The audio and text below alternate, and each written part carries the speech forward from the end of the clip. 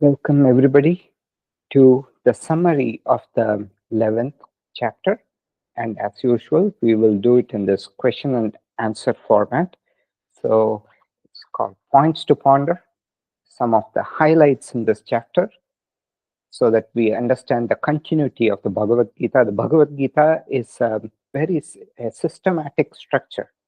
And once you understand the structure, understanding the meaning becomes very easy. And that is why we have to remember these essential points. So we will do it in the form of questions and answers. Feel free to look at the answers and we'll do it interactively. So I will ask the question and you can give the answer. So the first question, Vedanta classifies bhakti is devotion, into three categories. And the bhaktas, who are the devotees, they're also classified into three respective types based on these three categories. What are these three categories of bhakti and what are the three types of bhaktas? Anybody wants to answer?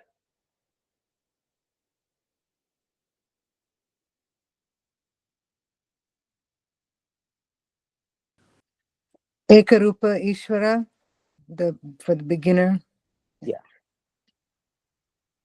Anekarupa Ishvara, for the intermediate or the Madhya Bhakta. Right. And Nirguna Brahman for the advanced practitioner. Yes. Advanced So Bhakta. very important. Ekarupa Ishvara is like a form, like Shiva, Vishnu, like that.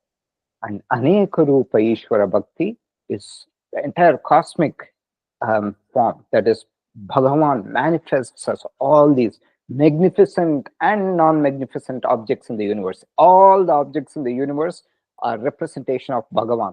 So in Vedanta, Bhagavan or Ishvara is defined as consciousness, pure Nirguna Brahman plus matter. This matter is called Maya. In the latent form, it is called Maya. Maya, it's not like exactly energy, but you can think of it as unmanifested form. And then during creation, when things get manifested, this Maya, which is inert, it has no intelligence, it is intelligently crafted by the Nirguna Brahman into material. So the entire universe is nothing but Maya plus the consciousness, which is the Brahman. And Ishvara is the all-encompassing thing. Ishvara or God is Brahman plus the Maya or the matter. Maya in the unmanifested form, matter in the manifested form. So the lowest level of bhakta is the Ekarupa Ishvara Bhakta or the Manda Bhakta. Manda means, like, literally it means dull, but here it's a beginner student, one who's not very discerning. Then Aneka Rupa Ishvara is the cosmic form for the intermediate student, Madhyama Bhakta. And the Arupa or the Nirguna Brahman is for the Uttama Bhakta or the advanced student. Okay.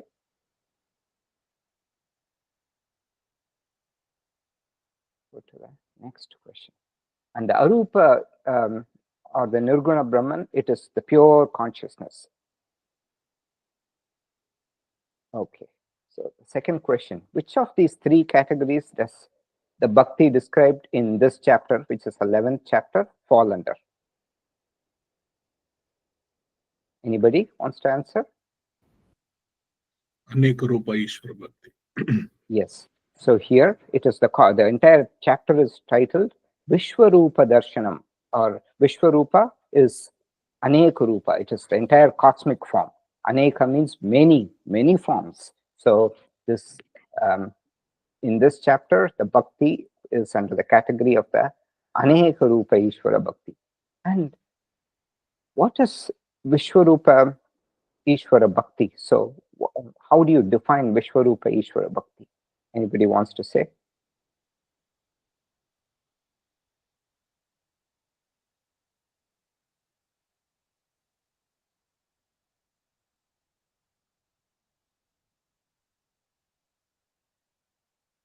The answer here. How do you define? So Vishwarupa Ishvara Bhakti, I've said it's devotion for God in the many manifested as many manifestations. But how do you define this? So Vishwarupa Darshanam, it is not an extraordinary object. Vishwarupa Darshanam or Vishwarupa Bhakti is an extraordinary attitude from discernment. That's why Manda Bhakta, then you become advanced. Then people realize this entire universe, it is by studying the scriptures. It is an extraordinary attitude towards an ordinary universe. That is why Bhagavan says, Natu mam shakyase drashtum anenaiva svachakshusha divyam dadami te chakshuhu pashyame yogam aishwaram.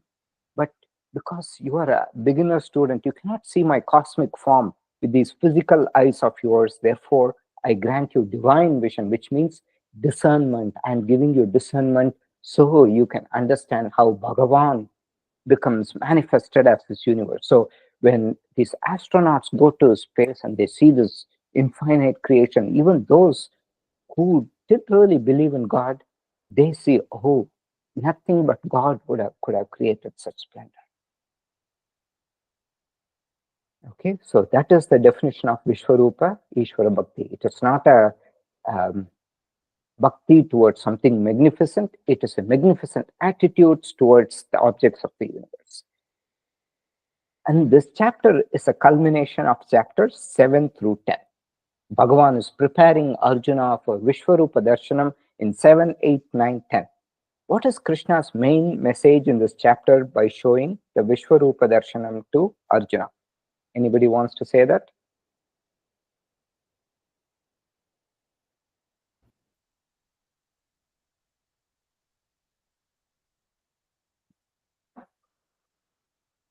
What is the main message? Ishvara and the universe are the same. So whether you believe in a God or not, if you have that sense of awe and wonder that you're a small part of a larger, expansive thing, that's basically the same. Yes, one and the very same. good. Yeah, Ishvara and the universe are one and the same. All the objects in this creation are Ishvara. You yourself are manifested from that. So it slowly see from first Ekarupa Ishvara, there is God and me, this puny mortal. Then you realize I am a manifestation. My body is a manifestation of God. And then finally, Aham Brahmasmi, this consciousness, the one that is looking, the Sakshi Tattvam, when you meditate and see, there is this consciousness which is observing your mind. Normally, we are very cluttered, but when the mind calms down, it's consciousness, that Sakshi Tattvam, that is the Nirguna Brahman. So then you say, Aham Brahmasmi, I, the witness, Sakshi Tattvam, am that Brahman. Okay, just like the water, the wave, first you think of wave and ocean, then you realize I am part of this, I'm just water, part of this entire ocean which is water. So Ishvara evolved as the universe. It's called Prapancha, evolution. All the names and the forms in the universe resolved is Ishvara. And Ishvara is much more than that. Similarly, there's only gold. Ornaments and are names and forms of gold. We've seen that example is quoted again and again in Vedanta. So all the names and the forms in the universe, it is Ishvara. Nama Rupa name, there's only one entity, that is Ishvara. All the others, our bodies, this is a name and form.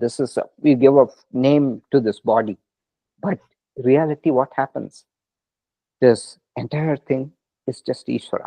So there's only gold, ring, chain, or just name forms. Similarly, there's only one material cause that evolved into many forms. Ishvara evolved is the universe, Prapancha, all names and forms resolved is Ishvara.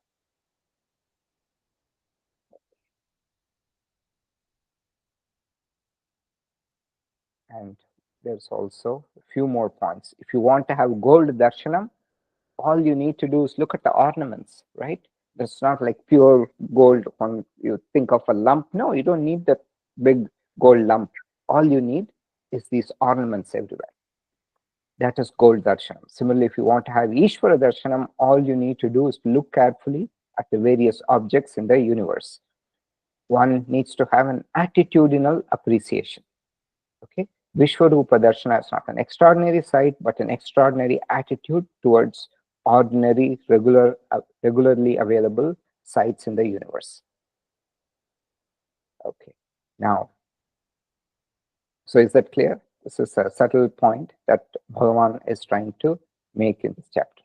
Now, in Shloka 8, that is slide 18, Krishna gives Arjuna Divya Chakshuhu, or divine eyes. What do these divine eyes symbolize? It's a symbolism, right? He's not giving him like X-ray vision or something. It is a symbolism. What is this?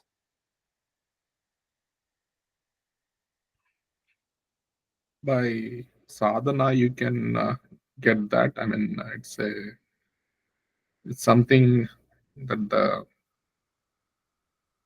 that is something that could be achieved by sadhana. Is that what it Yeah. implies? So it is true, but Arjuna has not done any sadhanas. So he lacks that, right? With the sadhana, the mind becomes very discerning. Viveka Kyatihi in yoga, it's called. But Arjuna doesn't have this. So Bhagavan artificially makes his mind more discerning. So Divya Chakshuhu symbolizes an attitudinal change born out of the understanding that happens in a well-controlled mind. That is a discerning mind. By practicing all these yogic practices, the mind becomes discerning. Viveka Kyati Apiplava Hanupaya. Viveka Kyati, the discernment of the mind, when you cultivate it, Hano Upaya, that is a remedy for removing all the obstacles. It requires tremendous intellectual drill and mental refinement, because we are not seeing anything new, but we are seeing something old with a new attitude. That is why Krishna gives 4 chapters of training, and then in the 11th chapter, we get the culmination. So we're not seeing anything new, but a discerning attitude. Otherwise, the mind is very dull. Oh, that's a piece of stone. That's a rock. That's a mountain. When you have discerning, oh, how did this mountain form? What is the thing that created this? There's some force which is causing all these things. And that is a discerning mind. What are the various topics in which the chapter 11 is organized? So this is a important thing, because we need to know how a chapter progresses. So what are the various topics into which it is organized? First, Arjuna requests for Vishwarupa Darshanam, right? Arjuna requests for Vishwarupa Darshanam, and Krishna provides a divine vision, correct attitude. Okay, so that is the first one. Then Arjuna is stunned and speechless at seeing the glory, and Sanjaya narrates this portion. Then Arjuna enters the first phase, Ascharyam, being wonderstruck. Arjuna's second phase is fear. Arjuna's third, then Krishna answers the question, who he really is. Arjuna is scared. Who are you? The scary one. Then Krishna answers who he really is. He is the Kalaha. Kalosmi loka chaykrit pravridaha. So I have come to destroy this entire army on both sides. Arjuna's third phase is surrender. He then becomes a little happy, because he understands who Bhagavan is. This is the turning point in entire Bhagavad Gita. This person with some special powers is actually Bhagavan. Then finally, Upasamhara, or Bhagavan's verses on Vishwarupa Ishvara. Okay, clear? So Arjuna goes through 3 phases when Krishna shows him the Vishwarupa Darshanam. What are the 3 phases? We just saw that now.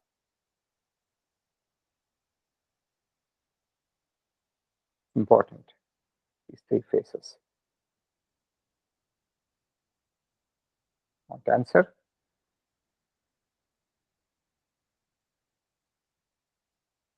Anybody? Fear, awe, awe or wonderstruck, fear and then surrender. Yes. Ascharyam. First he is wonderstruck, then fear grips him on seeing. Because why does fear grip him? Because his mind is not prepared. If he had done the work, he would be prepared. When somebody puts him on a stilt and lifts him up, he is not prepared. Okay? Then total surrender. It's like in anything, right? If you do the work and you prepared, you put in all the effort, then you're climbing a mountain, then you know exactly what to do. But if somebody is kind of lifting you up, so you see in Himalayas, the Everest, when some people they pay the porters a lot of money, and literally they just drag them, the Sherpas, and they claim, oh, climbed Everest, but literally they are being carried. And when that happens, when you are on a cliff and you're seeing all the steep place, you will be afraid. But if you had climbed on your own and done the preparation, you will not be afraid. So similarly, he was wonderstruck initially, then honeymoon phase, and then fear, and then he totally surrenders. Okay. Then in this chapter, one hears Sanjaya's narration once in a while. Sanjaya's narration happens only in chapters, the first chapter, second chapter, this chapter 11, and the 18th. What purpose does this narration serve?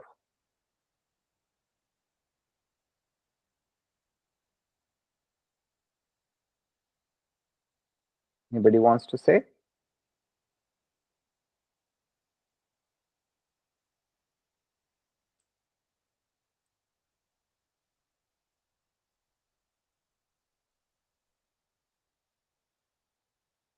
So from time to time, Arjuna goes through these fearful, the phases where he is either grief-struck or like in the first chapter, in the second chapter, or he is just enveloped by fear. And in those cases, he becomes quiet. For example, in the second chapter, Tamuvacha Rishikesha Prahasanniva Bharata Senayorubayor Madhye Vishidantamidam Vachaha. Having thus spoken to Rishikesha, which is Krishna, Bharata, that is Arjuna, in Senayor Ubayor Madhye, in between all in the armies, Vishidan. So Bhagavan says that, but before that, Eva Muktva Rishikesham Gudakesha Parantapa Nayotsya iti Govindam Uktva Tushnim Babuvaha. Tushnim Bhavam, which is silence. So having spoken to Rishikesha, Gudakesha, that is Arjuna, Nayotsya iti Govindam. He told Govinda, I'm not going to fight. And he became silent. So when he becomes silent, Sanjaya Uvacha comes in. Okay. So Sanjaya comes and fills in the gap. He's the narrator. He's narrating the entire thing to Dhritarashtra. During those times of wonder, fear, all that, Sanjaya comes and fills the gap. That's why you once in a while you see Sanjaya Uvacha. This is just to know the flow of this, because why is Sanjaya coming in suddenly, you may wonder. Okay. Arjuna's initial wonder expressed in shlokas 15 to 22 turns into fear in 23 to 30. What is the reason for this change? We just now saw that. Anybody?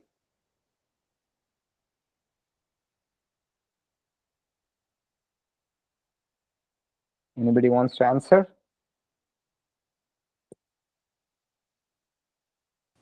He got corrective lenses. His eyesight got improved. Yeah. No, so, his ferocious form, right? huh? Is it because of his ferocious form? So yes, it looks ferocious. And why is it looking ferocious? So you can see here, Arjuna is not prepared. Not- He's not done the homework. It's like all the people climbing Everest, right? If people had put in the effort, they wouldn't be afraid standing on the top. But if somebody pulls them up Everest, that carries them literally, they'll be scared because they've not done the preparation. Same thing with any situation. If you want to do rock climbing, and somebody is kind of pushing you and doing that, then you'll be scared at the top. Whereas if you have done the work, you wouldn't be scared. Same thing happens here. He's using borrowed eyesight to see the grandeur. Eyesight here refers to cleansing of the mind. Bhagavan removes his vritti, right? So he's just making his mind calm so he can see, appreciate. He has just discrimination, discernment. So for some people, they scuba dive. Some people get the fear when they dive. When they are not prepared, they dive for the first time. They get fear because of the depth and all that. So, but if you've done the preparation, it won't look fearful. It will be enjoyable in the coral reef, like that. What is the one thing that terrifies Arjuna again and again in this chapter? Anybody wants to answer?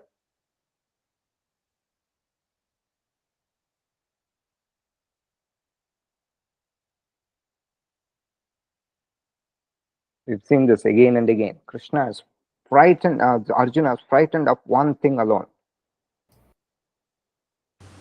The fire breathing, the mouth breathing fire, and the Yeah. canine teeth. Yeah, the mouth.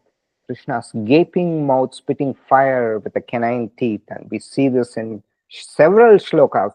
Rupam mahatte bahuvaktra netram mahabaho bahubahurupadam bahudaram bahudamstrakaralam drishtva loka pravyatitastataham. On seeing your damshtrakralam, many canine teeth, bahu udaram, many stomachs, bahu urupadam, many thighs, many arms, everything, and many feet. Drishtva loka, people on seeing that, pravyatitam, they are terrified. So am I. Pravyatitam tata aham, and so am I. And then he says, Nabhasprusham deeptam aneka varnam vyaptananam deepta vishala netram drishtva hitvam pravyatitantaratma dhritim na bindami shamam cha Vishnu. So, Yathananam. So he's just totally terrified. Vaktrani te tvaramana vishanti damshtra karalani bhayanakani. So Vaktrani, the many mouths, damshtra karalani, with fierce canine teeth. Okay. So again and again, he was just, that mouth comes, things that you want to avoid, they come and grip you, right? So that's exactly what's happening to Arjuna. What are the two questions Arjuna asks when he is overwhelmed with fear? We just saw that now. Anybody wants to answer? I just told that now. Who is Krishna and what is his purpose? Yes. So he asks that if you go to slide 56, then you will see that there. So, Akyahi meko bhavan ugra rupaha, or one with a terrifying form. Namostu te deva vara prasida vijñātumiccāmi bhavantyam adyam. I wish to understand your bhavantyam adyam, your beginning as well as your purpose. Nahi prajanami tava pravrittim. I don't understand. So nahi prajanami. So I don't understand your purpose. Nahi prajanami bhavan nahi prajanami tava pravrittim. Your purpose I don't understand. So that's what Arjuna is saying here. And what is Bhagavan's response to this? We saw that also just now. How does Bhagavan answer this question? What is your purpose and who are you for that?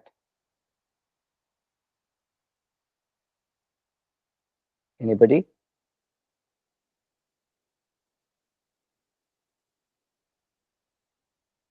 He is time and the Yeah. source of destruction. Yeah, Bhagavan says that he's time and he has come to destroy both the armies. So not just the Kaurava army, but the Pandava army also. Shri Bhagavanu Vacha Kalosmi Lokakshaya Krit Pravrittaha Kalaha Asmi. I am time. Lokaha Shayakrit Pravrittaha. I've come to Pravritti means like in English word pervade. It's come same thing. It means to engage. I've come here to do this job. Lokakshayakrit, to destroy the people here, all, if not just Kaurava, he's all the people in the battlefields. Lokan samahartum iha pravrittaha. Lokan samahartum, all the people who are here, and I've come to the destroyer. Lokakshayakrit pravrittaha. Even without you, all the warriors who stand in the opposing armies, both armies will not survive. Okay. Which sloka is the turning point in the Bhagavad Gita when Arjuna understands the inevitability of the death of Bhishma and Drona and that no one can escape karma? So this is a big turning point in the Bhagavad Gita. Which sloka is the turning point? Anybody wants to answer? 33. Yes, Shloka 33 on slide 59. So this is a very important point.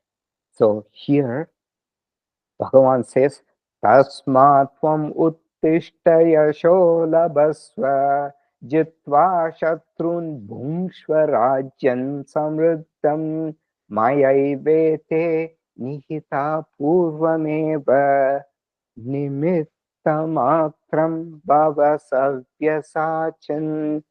Just be my instrument alone. Their karma is determined. They have already been destroyed.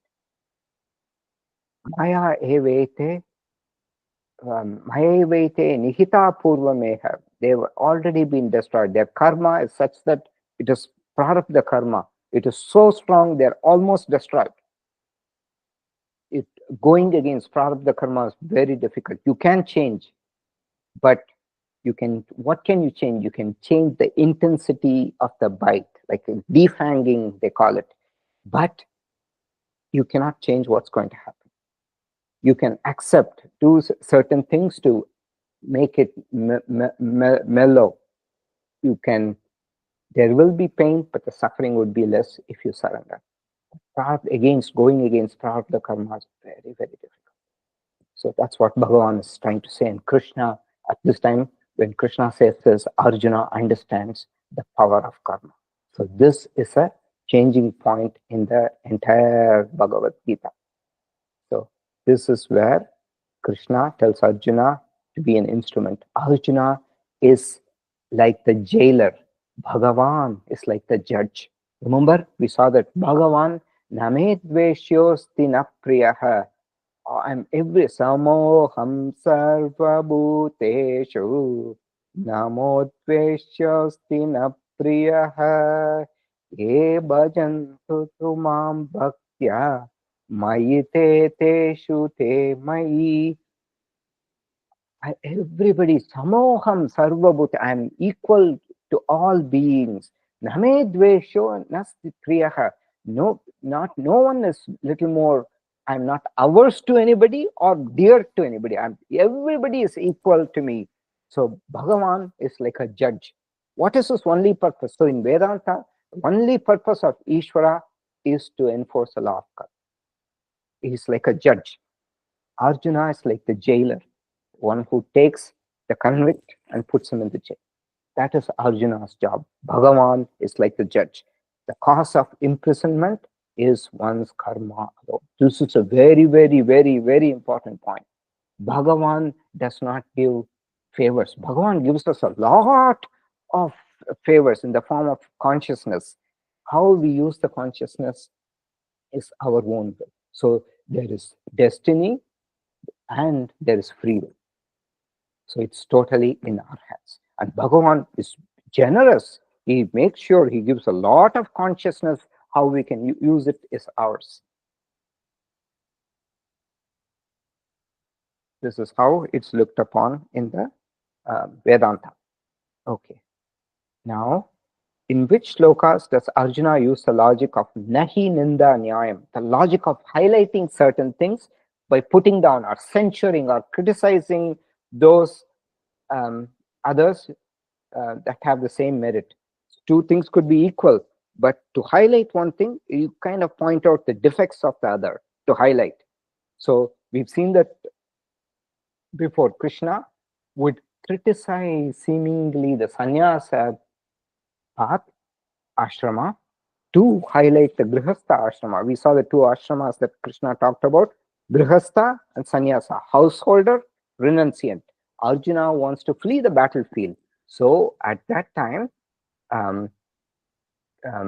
Krishna tells him that don't flee the battlefield, because for you, this path is not at all appropriate. So Krishna tells him that. So here also, Bhagavan says, Na veda yajñadhyayanair na dhanair na chakriyabir na tapobirugrai evam rupashakya hamruloke drashtum twadanyena kuru pravira. Not by the study of Vedas. Look what he's saying.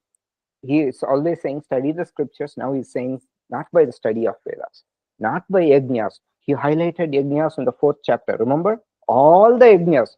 He says not by charity, not by performing rituals, not through severe austerities. In 6th chapter, he's talking about tapas. Now he's saying not by austerities is it possible for I to be seen in this form other than you, because, and he gives the explanation, because you are a bhakta, you are very devoted to me. So yeah, you are able to see this because you are very devoted to me. Okay. And he says that again. So in the 48th and 53rd sloka also, this is in Trishtuk meter, and in the 53rd sloka, it is in Anushtuk meter. Naham vedaitna tapasa nadanena na chechaya shakya evam vido drashtum drishtavanasi mam yatha. Neither through the study of Vedas, nor through tapas, nor through charity, nor through worship can I be seen in this form as you have seen me. And why is that? Because Bhaktya tvananyaya shakya ahamevam vidorjuna jnatum drashtum tatatvena praveshtum cha parantapa. But through unswerving bhakti devotion, it is possible to know me. So he's highlighting bhakti. And the Madhyama Shatkam, the focus is bhakti. It is not Jnana Yoga. Okay? In the first Shatkam, it's Sankhya, the philosophy of the Atma, Atma Vidya. Now it's bhakti. Okay, so the last question. What is the significance of the last shloka in this chapter?